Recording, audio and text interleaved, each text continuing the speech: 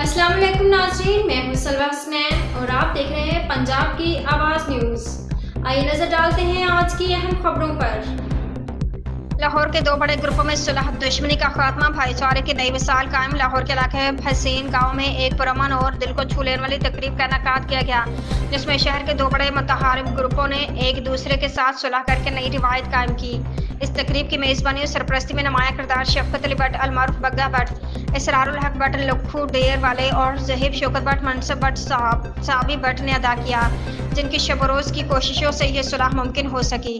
तकरीब में सीनियर वकील फैसल इकबाल बाजवा के सालिसी और किरदार को भी भरपूर सराहा गया, जिन्होंने फ़रीक़ैन के दरमियान कानूनी और जज्बाती पुल बांधने में अहम किरदार अदा किया।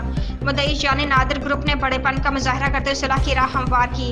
इस ग्रुप की नुमाइंदगी करते हुए इमरान भट्ट, सौदागर भट्ट, हारून भट्ट, नादिर वाले, अजमत खान, फ़हीमुल हसन खान, मस्जिद वजीर खान वाले, हमायूं, यूसुफ, मलिक अरशद, अजमल भट्ट और दीगर साथियों की ने तकरीब में भरपूर शिरकत की। दूसरी जानब मुदस्सर भट्ट, सरदार शहबाज चौधरी, शाकिर महमूद, तौकीर अलियास, अली रज़ा, मलिक ज़ाहिर खोखो, जिनका ताल्लुक मुखालिफ ग्रुप से था और जो कानूनी तौर पर केस लड़ रहे थे, उन्होंने भी सुलह को खुशी से दिली से कबूल किया।